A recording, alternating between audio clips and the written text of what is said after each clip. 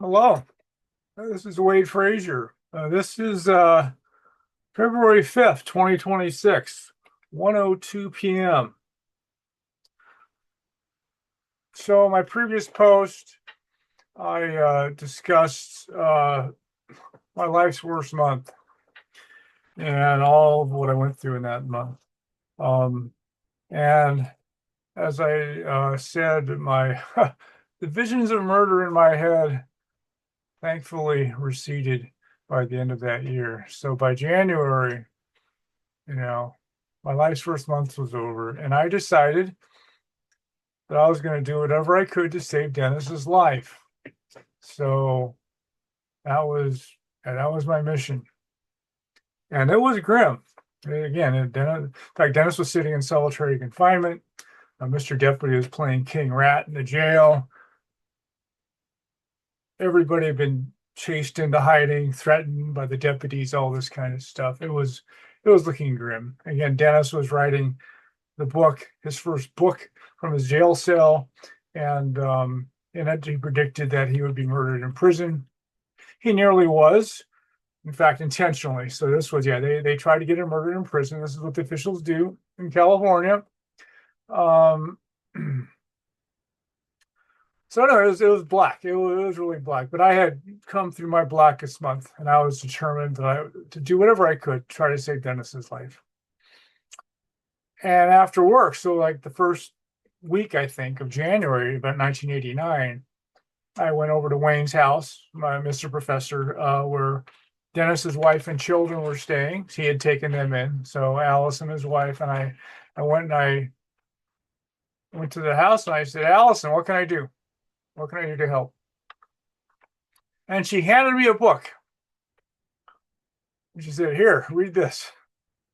So I took it home and started reading it. And it was a book by a former policeman in Ventura named Gary Ween. And Gary had been a gunner, a naval gunner in World War II in the Pacific Theater. After that, he became a policeman, an LAPD cop there in Los Angeles in 46. And over the next 24 years of his career, he actually bounced kind of back and forth between Ventura County and LA, and in different kinds of jobs. So he was an investigator for the district attorney's office at one time. He was a beat cop. He was a plainclothesman. He did all sorts of things, and but he was always, I think, sergeant. So I think uh, in 1970, uh, he was asked to help frame people in Ventura County by a man who was the parent of children that I grew up with.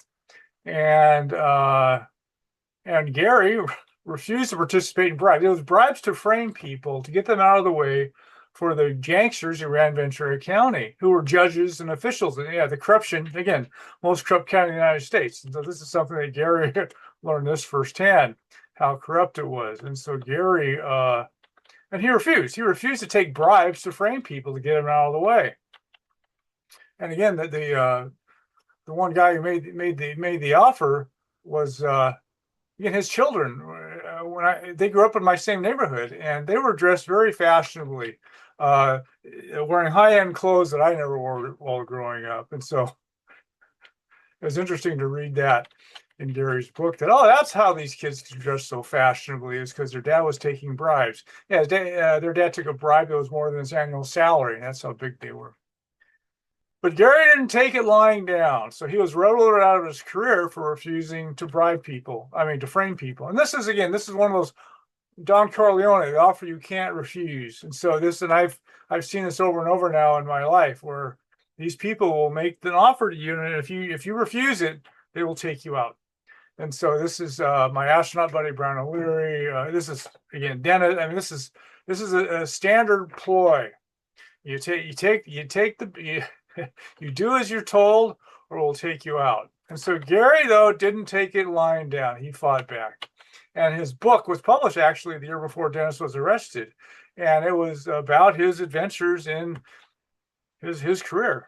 and it was quite a read. In fact, I remember almost being afraid to turn my lights out at night as I was reading it. It was again that he was writing about things that were happening in my hometown when I was being raised, and naming names, naming people I knew. And so this was stern, tough medicine. And yeah, it was kind of traumatic.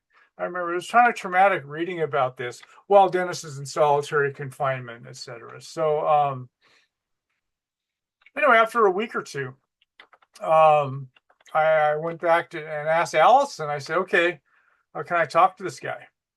And she gave me his phone number. And I called. So it was in middle of January of '89. I called his home. His wife answered. I said, "Hey, is Gary there? Can I talk to him?" And then she berated me. She kind of chastised me for calling, just thinking I could talk to her husband. And she said, "You don't know what nobody can just call up like that and talk to my husband." Anyway, and I was like, oh, I was kind of taken aback. I said, "Well, I'm Dennis Lee's partner. He's in jail and stuff. Gary gave his book to Dennis's wife." And once she knew who I was, then she became extremely friendly and helpful. And Gary actually was out in Ventura that evening, trying to organize the locals to prevent a land grab again by these gangster officials and stuff. They just take people's land. They just trumped up charges and stuff and take people's land. In fact, in earlier videos, I mentioned that, and I'll get into this, I'll describe it again, but mobsters from Chicago were impressed by the well-oiled corruption machine in Ventura County. Yeah, so it was most corrupt county in the United States. So, uh, and so Gary went out of his way. So he went out of his way to meet me that night. And in the book, Dennis's first attorney, he saw he saw the book that Allison gave him or something. And he said, "That's a who's who of Ventura County." In fact, here just in the last year, there was a ruling where the Ventura County library system refuses to carry Gary's book in its library. Yeah. So they don't want this. They don't want it. Yeah, Ventura County did all it could to make sure this book never really saw the light of day. Um, and so I met with Gary, literally across the street from the county center and the jail and the courthouse and stuff. So I met him right across at a donut shop that evening. And we sat down, and Gary was, I was 30 and Gary was 67, which is my age today. And we sat down, and basically I just said, "Okay, Gary, what can I do? What can I do to help Dennis? What can I do?" And I said, "Can I camp out on a senator's doorstep? I mean, is there somewhere in D.C. or officialdom, the state capitol or something, where I can find somebody who can intercede in the evil things that are happening here?" And Gary gave me the best advice I could get, which was, "Nobody will help." And I said, "They're all in the same club." And he said, "What's happening to you guys happens all over the United States every day. This is how our society operates." Yeah, this not the version you'll get in the newspapers, but he said, "This is how the United States really works." And so, yeah, so I was on my own. And that was actually the best advice I could get. Otherwise, I'd have wasted my time trying to get somebody to help. And so, yeah, he basically advised me that I would have to, in fact, the lawsuits that we had waged um, for our civil rights violations during the raid, he suggested I refile that. In fact, he followed me home after we met, and he borrowed that lawsuit, my lawsuit, from me. I never saw it again. But yeah, so Gary was interested in how we were trying to fight them, and he just said, you got to fight them in a courtroom. That's what you got to do. Which to me is like, I just saw I was in the kangaroo court preliminary hearing, so trying to take it all on their own court, that was I didn't think I had a prayer taking them on trying to do that. But in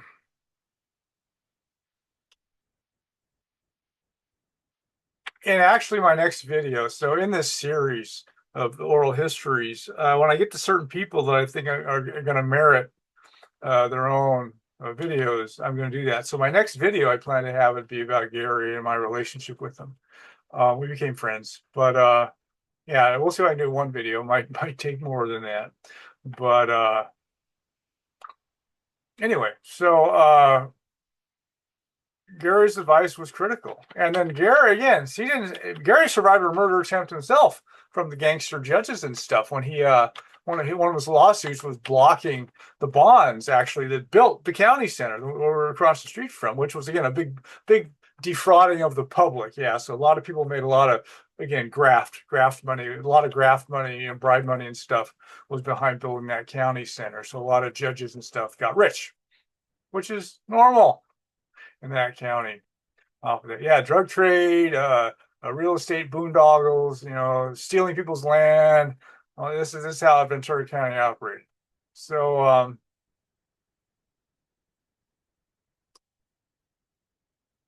anyway, I met with Gary in the middle of January, and it was a very sobering conversation, but again, very, very enlightening because it led to what happened next. So yeah, Gary's advice was critical in what happened next.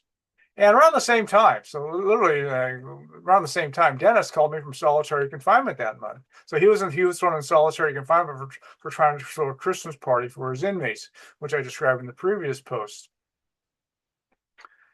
And anyway, Dennis calls him from solitary. And again, he's writing the book about his life, etc. And this is Dennis. He actually said, solitary is so peaceful. And he said, I was ministering so much to my inmates when I was in the cell block that this has given me time to get a lot of work done. Yeah, so Dennis is treating solitary confinement like a vacation. I've never met or heard of anybody like Dennis, the world's greatest lemonade maker. Yeah, so yeah, he considers solitary confinement to be kind of a break. At least that's what he told me, and I think he really did. So he was, he filed over 160 motions when he was in jail because after the preliminary hearing was over, Dennis's attorney said it'd be big money for him to keep representing Dennis. So Dennis became his own attorney, and Dennis filed over 160 motions while he was in jail. So yeah, Dennis was busy. One line around. And so I thought about Gary's advice for a few weeks, 2 or 3 weeks. I thought about his advice. And then one day, in fact, I remember when it happened, I was walking with my future wife. And I just said, this is it. This is what I got to do. And I decided that I would approach Wayne, Mr. Professor, and ask him to mortgage his home and create a $50,000 legal fund that I would be the guy who paid it back.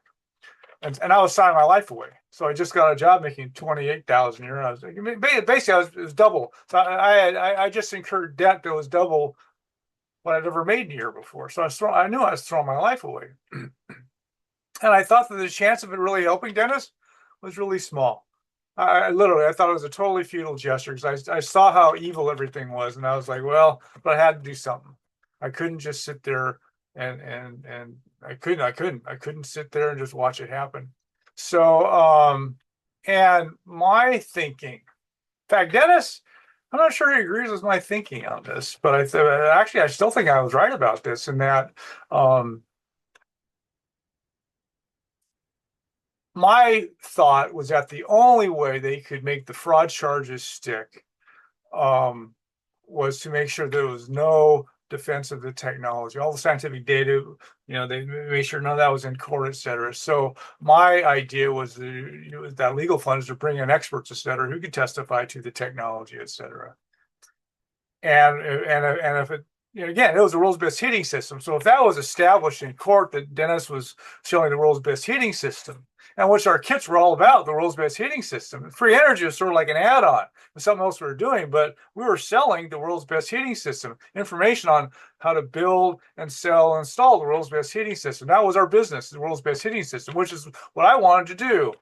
So I felt that we could establish that, then the fraud charges, they would not stick, because we had the world's best heating system.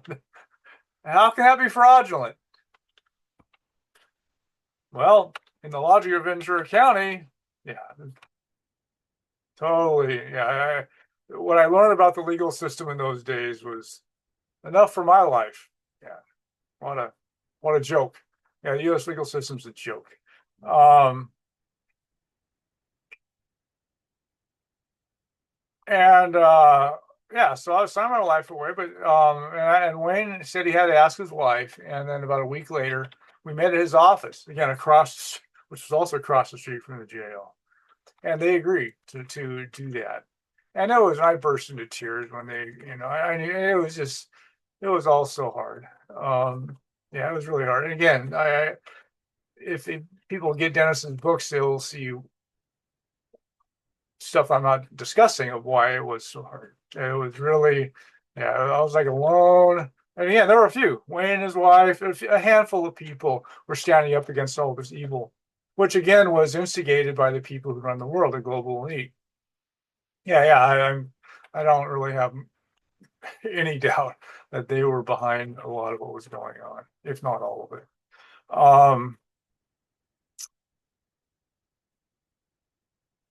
And we agreed. And so when we did this, I agreed with Wayne that we wouldn't tell anybody where this money was coming from. And I mean, not Dennis, not Allison, not anybody, just us three. We were the only people we knew. Um, Partly because if the gangsters found out, who knows what they would have done to Wayne, me, I don't know. So anyway, it was yeah. These are some gangsters. These are guys. They murder people, So it was something that I didn't want them to know who was providing this money. So Wayne actually went to the jail soon thereafter, talked to Dennis and told him that, some benefactor, mysterious benefactor had come forward with a $50,000 legal fund for Dennis.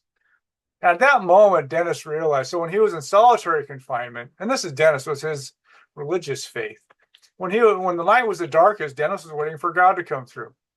So anyway, so Dennis said when Wayne told him that Dennis knew God was coming through once again, going to save his bacon. So yeah, so, oh my. And so Wayne, Wayne, it was Wayne's money. He mortgaged his house to get this loan, and so it was Wayne's money to spend. And so again, I told him I would only repay him for money that was spent defending Dennis. Yeah, Wayne was still actually trying to keep the business alive, et cetera. I said, I'm not paying for any of that. I'm just paying for what it takes to defend Dennis. And so the first thing Wayne did was he got Dennis an attorney. In fact, now I think about it, it probably was Wayne who lined it up. So this guy was actually a college professor. Yeah, he may have been at Ventura College. So Wayne may have actually lined up this attorney who was a college professor, but he had never actually worked in a courtroom before. And I thought Wayne paid him 5,000, but Dennis later said it was only 500. But what it did do, so once he had an attorney again, then some things changed. When you have an attorney, life's different. And so one of the things that it created was a cornerstone of the American legal system is called client-attorney privilege, and so lawyers and their clients are supposed to be able to have private conversations without the prosecution, listening to it, etc. And so they're supposed to have private mail going back and forth. So it's legal. It's called legal mail, I believe. And so anyway, so Dennis then he had private mail going back and forth. Between him and the outside world, and he didn't. So for the 2 months, what was that? Yeah, so for the almost 3 months. So for almost 3 months, Dennis didn't have an attorney, so he was representing himself. And then it was like all of his mail in or out was read by the deputies. Every phone conversation was listened to and recorded. These things. He had zero privacy when he was representing himself.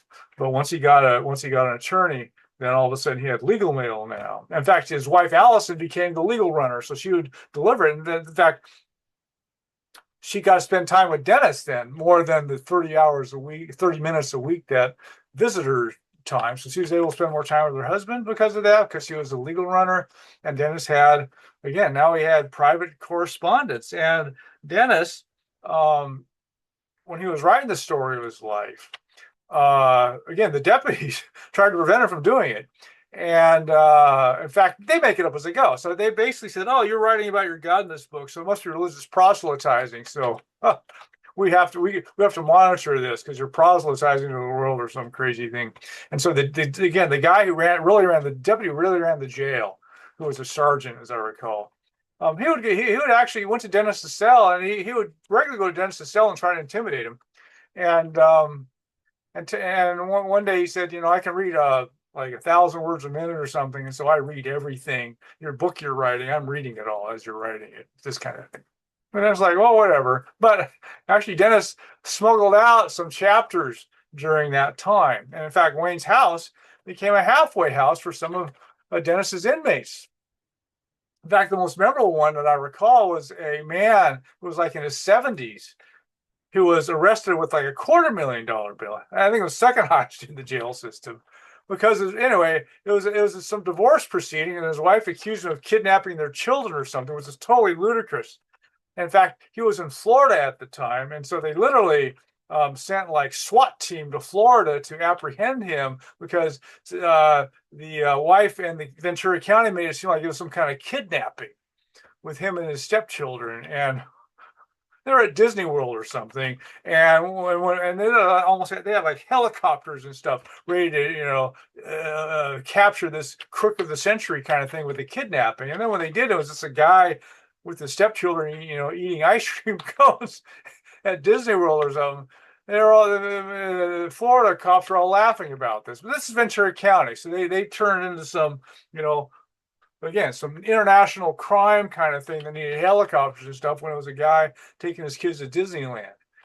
Totally insane. But anyway, so when he got out, he was at Wayne put him up. So he actually lived at Wayne's house for, I remember, a month or something. And then he actually smuggled out one of Dennis's chapters when he was released from jail. So yeah, I could never. I can only hit the highlights. There was so much going on those days. So anyway, so legal mail is between attorneys and clients, and it's not supposed to, and it's handled differently in the jail. So legal mail and normal mail are handled differently, and the legal mail is supposed to be delivered to the inmate unopened.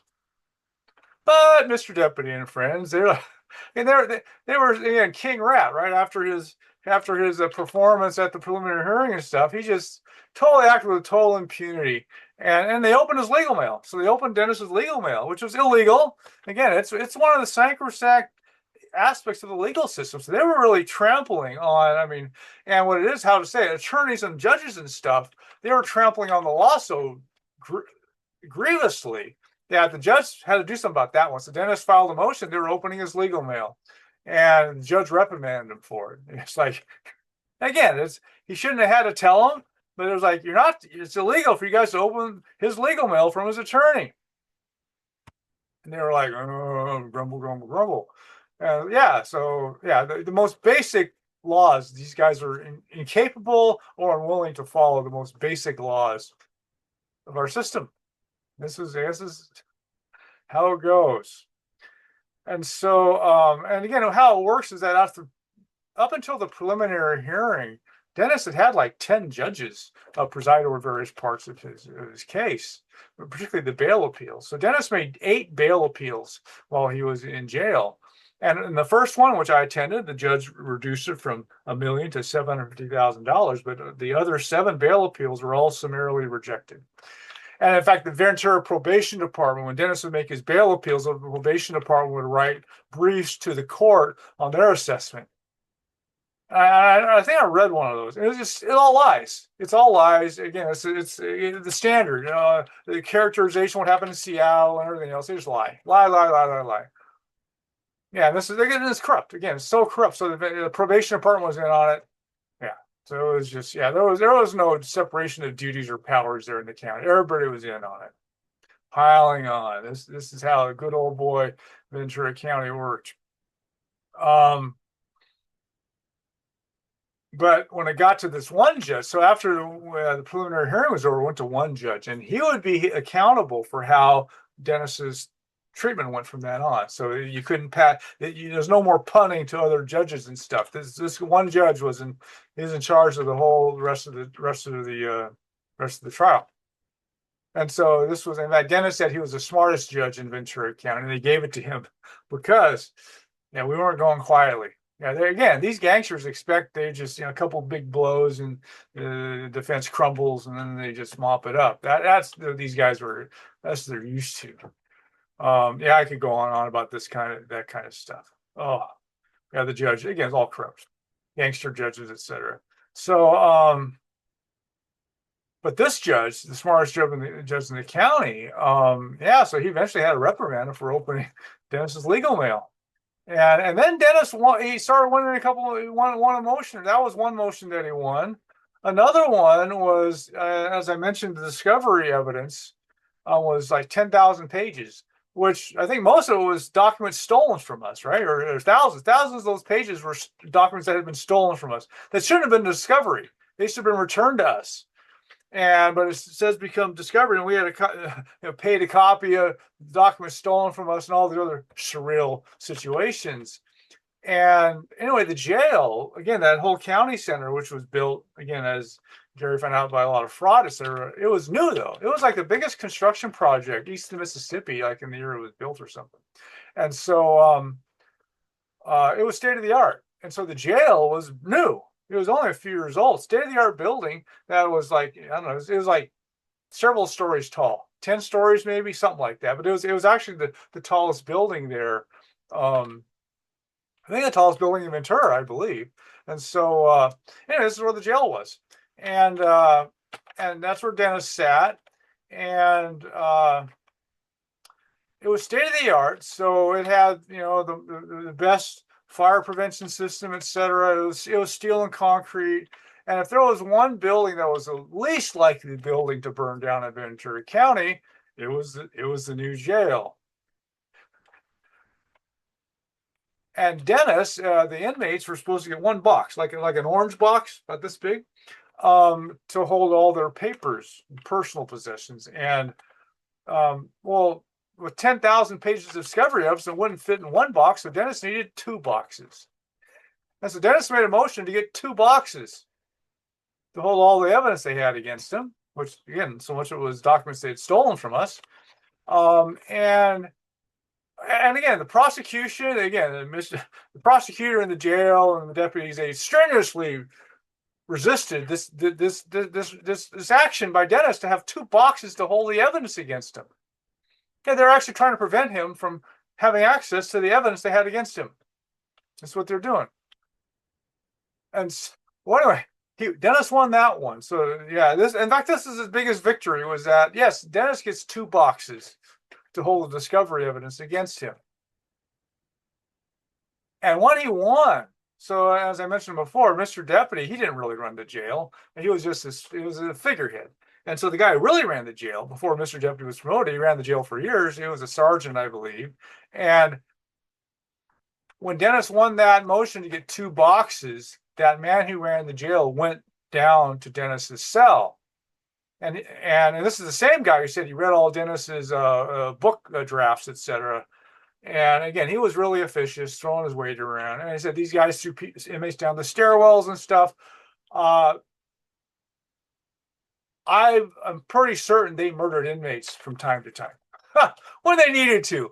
Yeah, but it's all covered up, right? So there's never going to be a credible investigation when you murder your own inmates, etc. So anyway, he actually went to Dennis's cell, and he said, if the jail burns down because of your two boxes, which is the most idiotic statement. Of all the idiotic statements I've heard around this case, that might have been the most idiotic. But he said, if the jail burns down because of you, I will take personal vengeance on you. So he threatened Dennis's life for getting two boxes to hold the evidence against him. Yeah, this is what was going on. This is why I didn't think Dennis had a prayer. This was how bad it was there.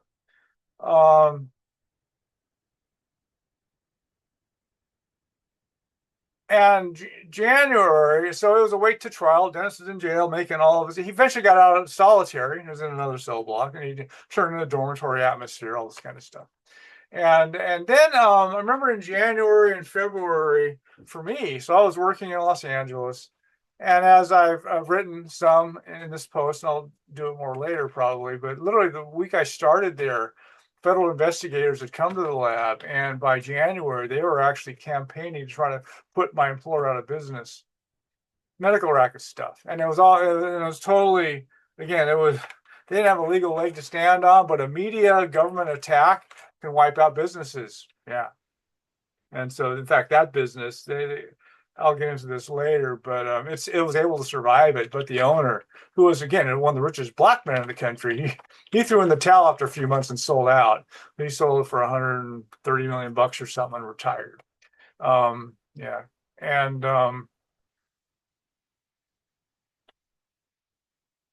so the media can just make it up as they go. And so, but I was working down there in LA, coming back and forth. In fact, in January and February, as I recall, I spent a couple weekends, I think, of getting out and sending out the wage earning statements, the W-2s and the IRS stuff, and the 1099s, et cetera, for the salesman employees so they could file their taxes. All those employees who had stolen from us and stuff, I was still trying to, yeah, that was a duty that we had to do. So I spent a couple weekends doing that. And I set up a table actually in our dining room to do all this work. So I was, yeah, doing that on the weekends, trying to get that work done. And I did. And anyway, around the same time. So, and that table became my work table, I remember, for a couple months. And anyway, when I was in college, I subscribed to the Los Angeles Times. Basically, because one of my roommates was from LA, and so he was like, "The LA Times, that's the good stuff." I was graduating from the local paper that I'd grown up reading there in Ventura. So in college, I read the LA Times every day, and again, when I lived in Seattle, it was the Seattle Times every day, and then when I was in LA, it was again the LA Times every day. And when I lived in Ventura. In fact, I think as soon as I moved in with my future wife, I subscribed to the LA Times again. So I was getting the LA Times every day. Again, so I read the daily paper for over 20 years, daily. So I read the newspaper like every day. And again, some breaks though, like when I was with Dennis in Boston, I was fasting because it was too cheap to eat. I didn't get the daily paper, although I remember I read about this before where I remember one Sunday I splurged and I bought a New York Times and a Boston Globe. And I spent the morning reading it. It was like my treat. They hadn't read a newspaper for a while. Little did I know that was all lies, but I didn't know it at the time. Yeah. Anyway, so I read the newspaper every day for like 20 years. And yeah, really more like probably I still read the newspaper every day in Ohio. In fact, early on in Seattle, so probably for more like 30 years. So like 30 years I read the newspaper every day. And the LA Times, again, in the 80s. So sometime in the late 80s, the New York Times, or the LA Times, they did something with their Ventura County. They had a Ventura County edition of the paper. And the big papers kind of do this. So they also try to do some local news, also with their main paper. And so in the LA Times, every Thursday they had a section. So the newspaper had like 5 sections, right? A, B, C, D, whatever. And it was big, right? Anyway, so on Thursday, the LA Times started having the Ventura County news. So it was like the Ventura County section every Thursday. In fact, many years later, I found out that, the newspaper called the Press Courier, which the article about my mentor's engine was by the Press Courier back there in the 70s. And I learned many years later that when the LA Times started producing the Ventura County section every Thursday, it put the Oxnard paper out of business. So the Press Courier went out of business because the LA Times had done that. Oh, the capitalist Shark Tank. So yeah, LA Times put the Oxnard paper out of business. The Ventura paper still, that became really the only newspaper in Ventura County. again, plus the LA Times Ventura County section. Well, anyway, so it was in February, as I recall. One Thursday, I'm getting the LA Times every day, and I'm reading it. I forget, I probably read in the evening, maybe in the morning, but I got it. So one day I get I'm throwing it on my porch, and it's the Thursday edition with the Ventura County section, and the Ventura County section that week, pretty much the whole thing was devoted to Dennis. Yeah, so the whole section was and it took me like an hour to read it. And I guess it was investigative reporting, and the LA Times actually had done a number of stories on Dennis already. About the time he was arrested, etc., they started doing stories.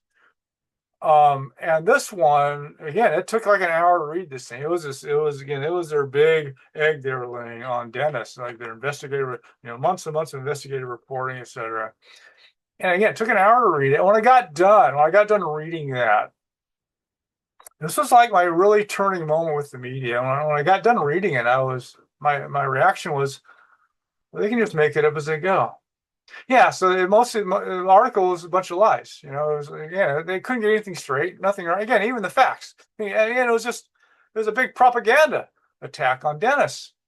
Yeah, so it was like, and kind of like when I lent Gary my lawsuit I never saw again.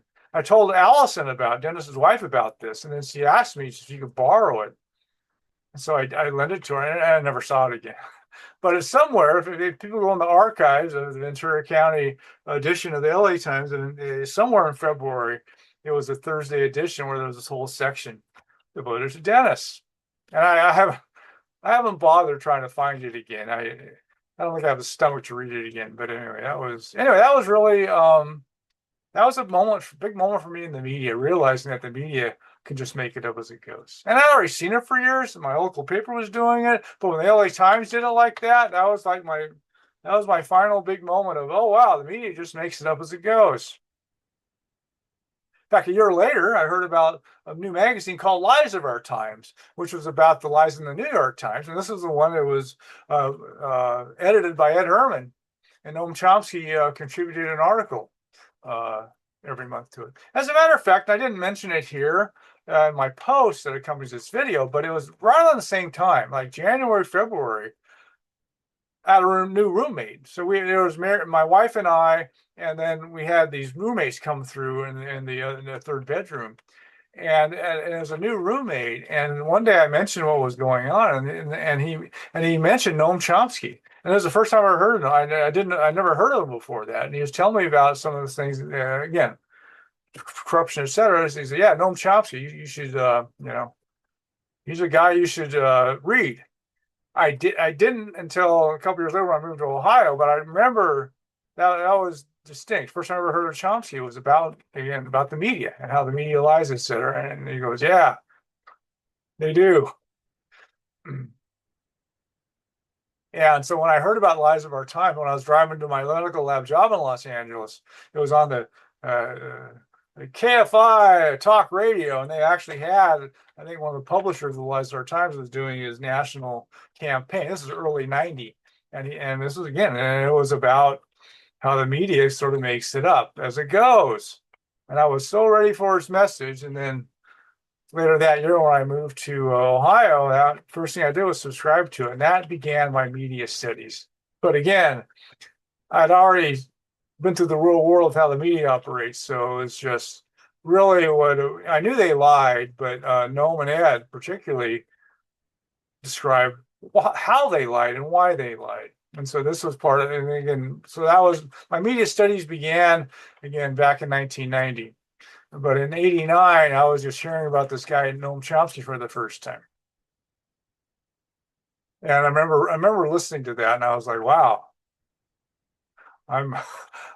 when I have a chance, I'm going to find out more about that. So again, later that year, I did start subscribing. The first of my many subscriptions of alternative media, etc., and the beginnings of my days of study. Well, actually, not quite the beginning. In fact, I also forgot to mention this in my post, in that when I asked Wayne for this loan, etc., and again, my whole idea was being able to have extra witnesses testify.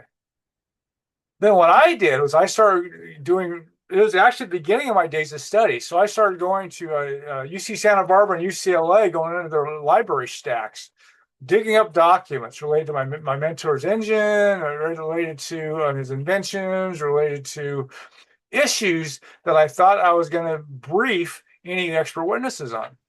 So yeah, I was trying to start to do the legwork to get in line to start briefing expert witnesses. Yeah, Mr. Mentor's patents, I obtained those and this kind of stuff. And so this was all, I began doing that then. Yeah, back in January, February. Yeah, I was busy. See if I could save Dennis's life. And in March, so in late March, a new face appeared to help us out. A guy named Norm. And Norm, in fact, Norm Matson was his name. And Norm, he's still alive, as I recall. I tried to look him up, but he's in his 90s today. Norm was the president, CEO of this a company that made Dennis's heat pump, a factory that built Dennis's heat pump in California.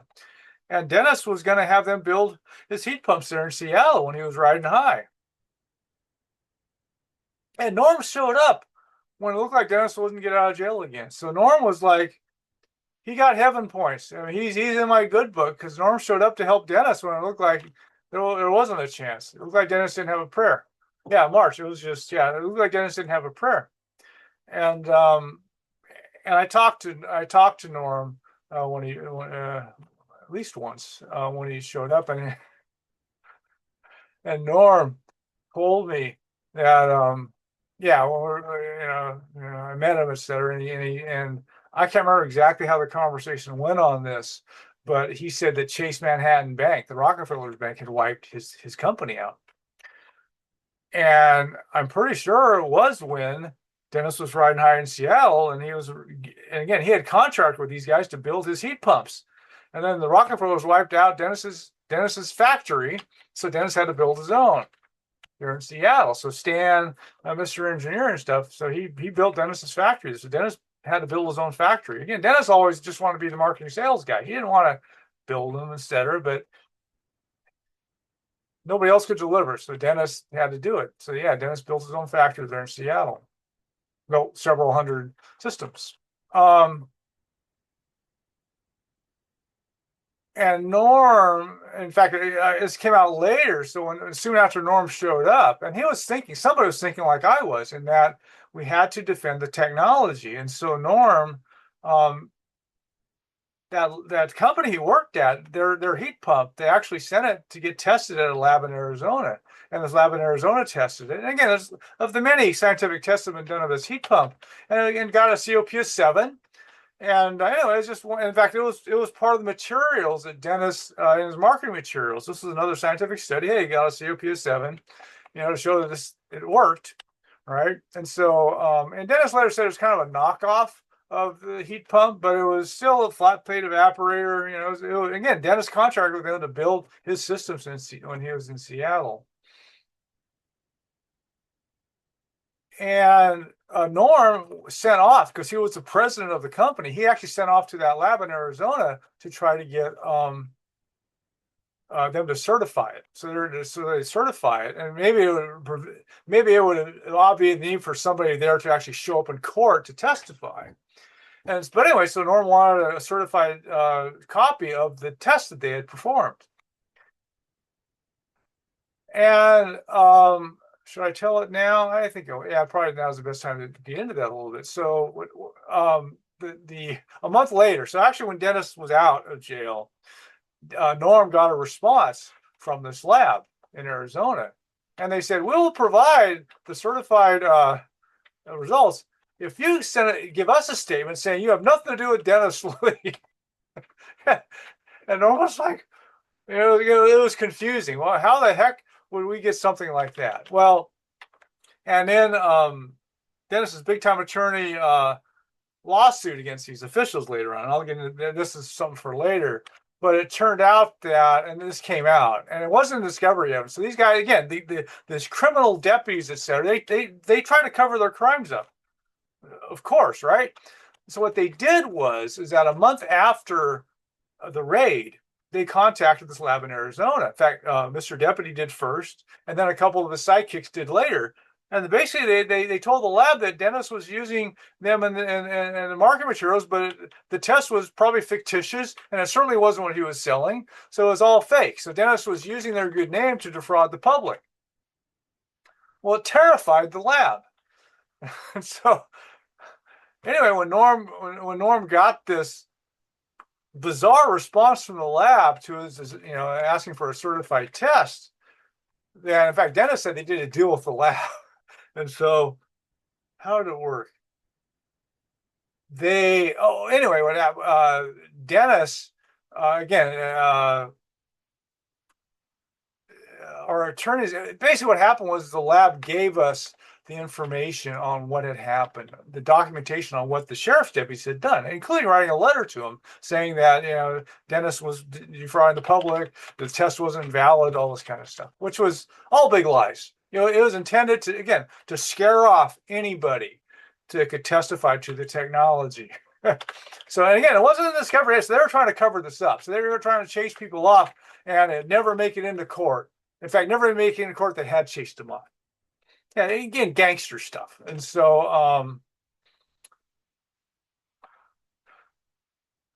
yeah. So anyway, that was something that happened. So again, Norm wrote off for this when Dennis was still in jail. And then the response came after Dennis was out of jail. And so this is one of the revelations. Look at how dirty it went. And this is the thing. It's like, as Dennis said, Mr. Deputy's stench was everywhere. Once Dennis got out, then all these crimes Mr. Deputy committed, they started bubbling up. People who'd been threatened, et cetera, started coming forward. And once Dennis got out, a lot of people were like, the coast is clear. So all sorts of people ex-employees started coming forward. All these people that had been lied to and threatened by Mr. Deputy and friends, they started coming forward because the worm had turned. That has yet to happen in my little narrative here, but that is what happened. And so this was one of many. So this bubbled up after Dennis got out that, this is what they were doing, lying to test labs, et cetera, to make sure that the evidence never got into court. So that year, March 26th of 1989 was Easter. And again, Dennis got out of solitary, I think, in the end of January, maybe. So I think I'm sure back to another new cell block that he had to tame. And Dennis, I can hardly imagine. If they made a movie scene out of this, nobody would believe it. So Dennis, again, he got thrown in solitary for trying to throw a Christmas party. So Dennis, I guess he obeyed their rules this time and didn't, spend more than $35 on it. But he threw an Easter party for his inmates, replete with an Easter egg hunt in jail. Try to imagine that, an Easter egg hunt in jail. And Dennis actually had an Easter egg hunt for his inmates in jail. Amazing. Incredible. That's Dennis. But anyway, so soon before Easter, around Easter, and I can't remember if it was, I thought it was the week he got out, but maybe it was the week before, but it was right around that time. So right around the end of March. And Dennis is having hearings regularly now. And again, now he had an attorney. So he has an attorney and he's having hearings. And the judge, so again, there's only this one judge who was the judge over the case by that time. And this judge, anyway, so during one of the hearings, the judge said, Dennis, you have not made a bail appeal to me, and anyway, Dennis responded that, well, he was readying his bail appeal to one last best chance to get out of jail before the trial. And I think, and it probably came out that Dennis had already made 8 bail appeals.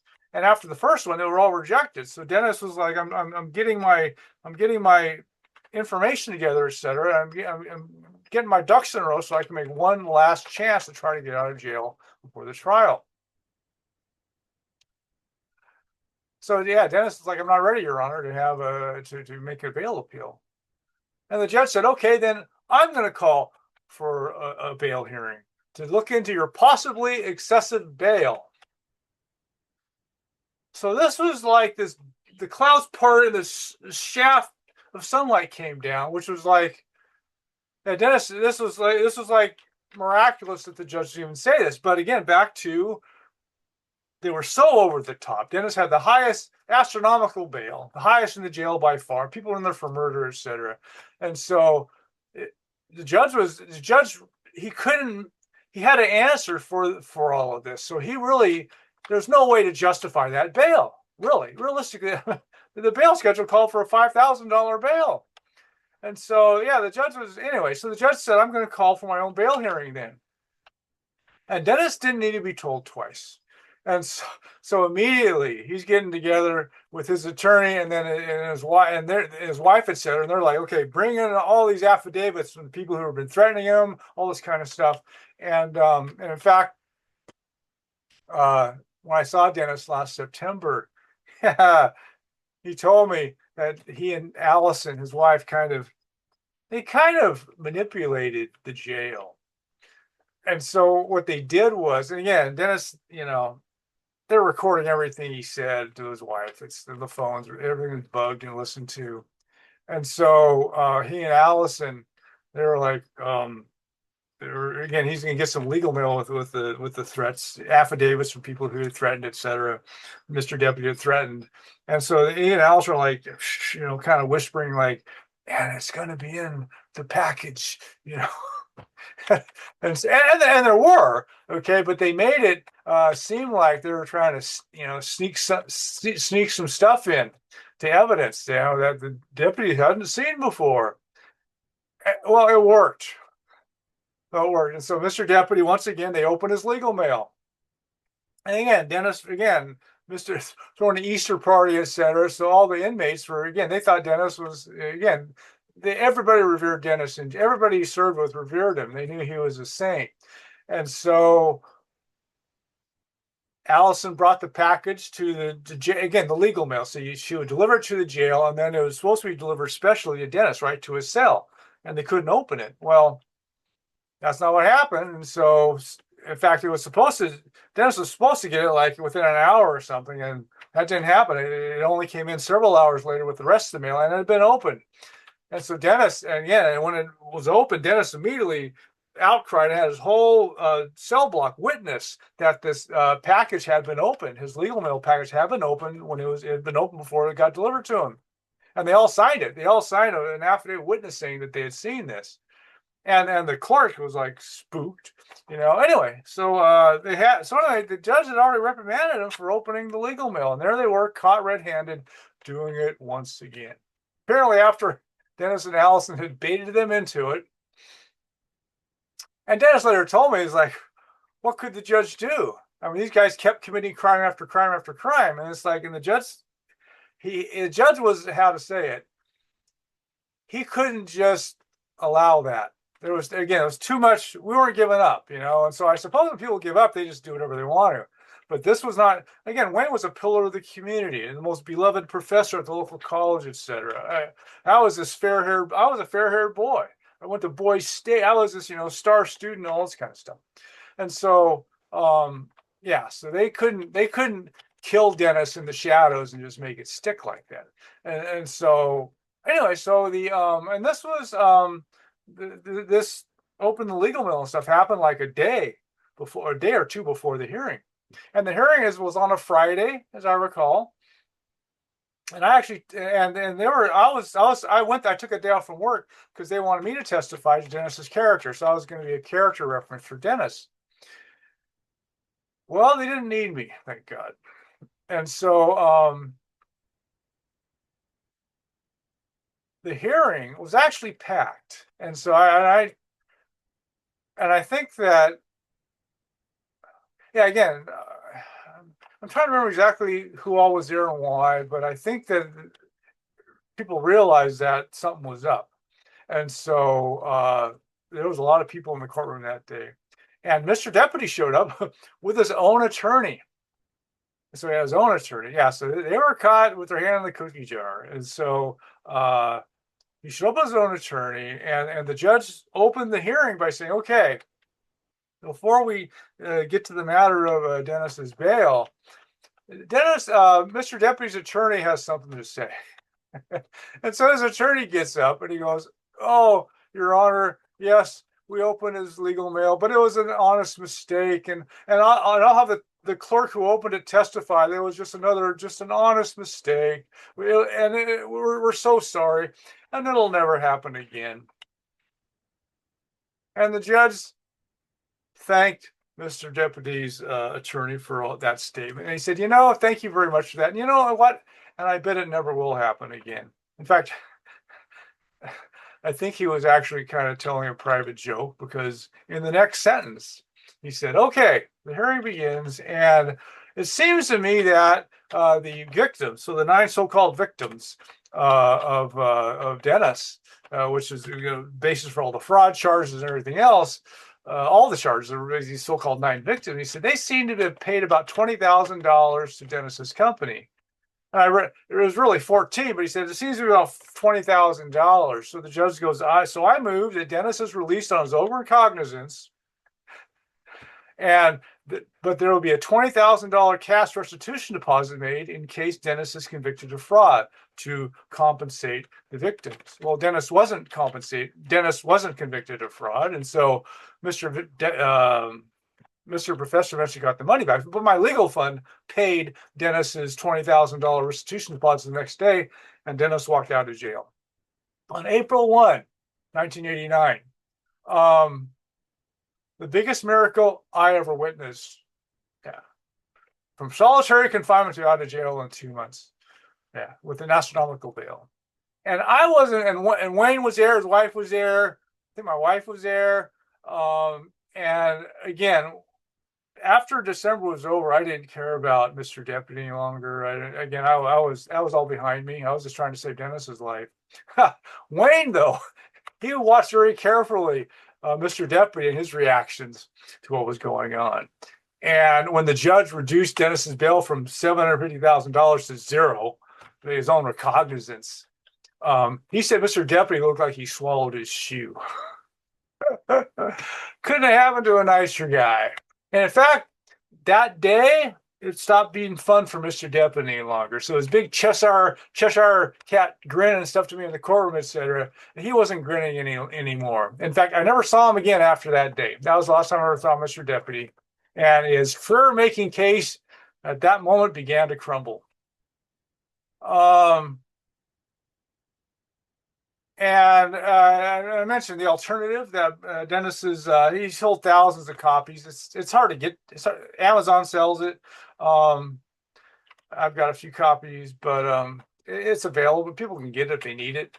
And then there's affidavits, all sorts of documentation relating to all this is there. In fact, Mr. Deputy, again, the threat. So one of the affidavits that was, I believe, in the package, in fact, it was in the package that was delivered to Dennis in jail, was by one of Dennis's salesmen, who Mr. Deputy, when everybody's on their knees in his office, the previous year, he told that salesman he could get 6 years in prison for working for Dennis. And this is what Mr. Deputy did. So yeah, it was this fanciful math. Yeah, his salesman could spend 6 years in prison for working at our company. Well, no wonder all the employees quit, right? And were scared off because of this kind of stuff. So yeah, this was Mr. Deputy at his finest. I said it was his finest hour after he arrested Dennis and played King Rat with a stream of frightened people on their knees in his office.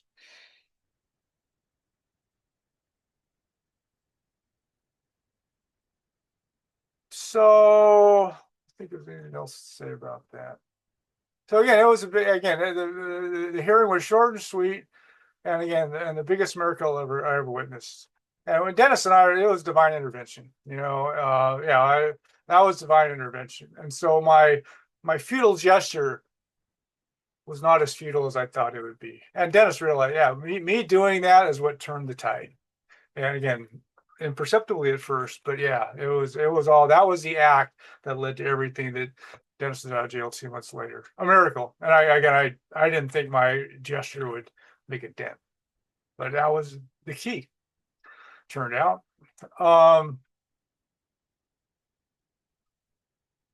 Yeah. So anyway, so Dennis walked out on April 1, and when Dennis got out, because I knew that the only way Dennis they could do this, the only way they could kangaroo him into prison is to have him hogtied in jail and unable to defend himself. That's that was what they counted on that. That's how these guys operate. And so yeah, they get you hogtied, and they get you where you can't defend yourself. They ruin your life, etc. before even the conviction, and then convicting you and kangaroo into prison is almost a formality by that point. But I knew that if Dennis got out of jail, and Dennis is the most resourceful human I have ever met, and so I knew once he got out of jail, he'd be fine. I knew that. And Dennis has just, he goes, oh, wait, it wasn't over yet. I was like, Dennis, once you got out, I wasn't worried any longer. And I wasn't. So when Dennis got out of jail, the biggest sigh of relief I ever breathed out was when Dennis got out of jail. And I knew that it would end okay. Dennis still almost died, but how to say it? He lived to try another day. And again, and he's still around, still trying to make a dent. But yeah, so they escaped their clutches. The evil system just they came up empty, trying at least in that round.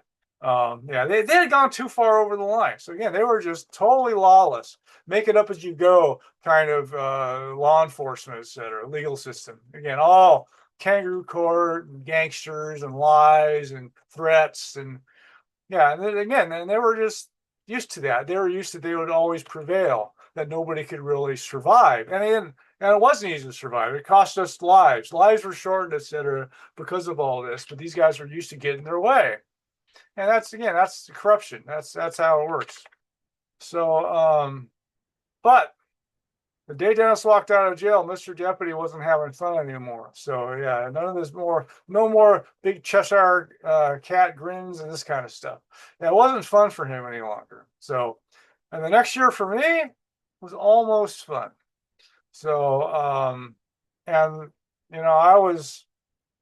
I had no interest in trying to read. So by that time, my journey's primary lesson of personal integrity is the world's scarcest commodity. I had learned it by then.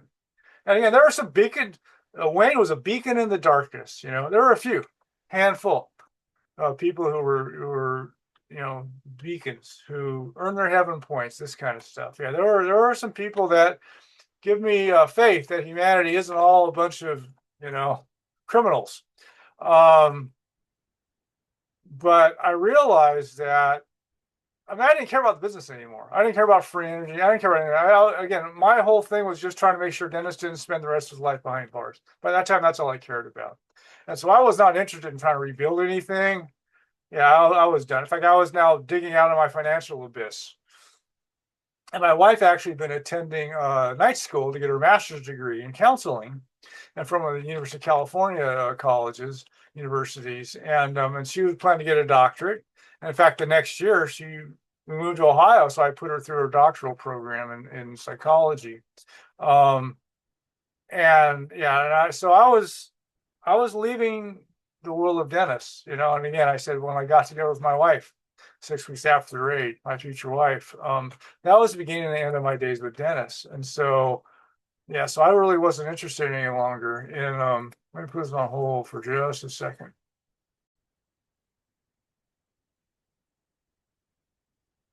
Yeah, anyway, so the next year I got married, moved away, and I have not been back to my hometown since then. 36 years later, so I have not been back. Don't plan to go back. So, and that kind of stuff will come later. Yeah, but I realized then that the businessman's approach to this, I didn't think it would work. Again, not that Dennis doesn't give it the yeoman's effort. Again, he's the best I ever saw at doing what he does, but it's all rigged. Yeah, the whole system from top to bottom. Again, it's evil. So the system's rigged top to bottom, end to end, and one hero ain't going to be able to take it on, and not when the global leader or directing activities, which I believe they were. There's a lot of evidence that they were directing activities that happened in Ventura. Yeah, so Mr. Deputy and friends, they were just hitmen. The corrupt officials. I said they probably got under the table money and to take us out. And so, yeah, and it's corrupt everywhere. Yeah, so Ventura County is the most corrupt in the country. It's made listed as the most corrupt. But as I said before, I don't know if we would escape that treatment anywhere really. Not when the guys on top are directing officials who are, again, they can all be bought. So anyway, so yeah, so when Dennis got out, I was no longer concerned for him. I realized that he would be able to, he would do all right. And it became much lighter for me. So yeah, once he got out, I was like, and I just concentrated on working, you know, courting my future wife. This kind of, in fact, I avoided Dennis for the next year. In fact, he tried to get me to sign on with the rebuilding soon after he got out, and I just said, Dennis, I'm done, man. I'm done. And he didn't know yet that I was his mysterious benefactor yet. But I just told him that, Dennis, my life got ruined, man. And it's just like I'm picking up the pieces of my life now. And I was. And but the worst was over though. So my days with Dennis, my first stint with Dennis, the worst was over. Once he got out of jail, I knew that it would have if not a happy ending, not the terrible ending of Dennis dying behind bars, although he still nearly did.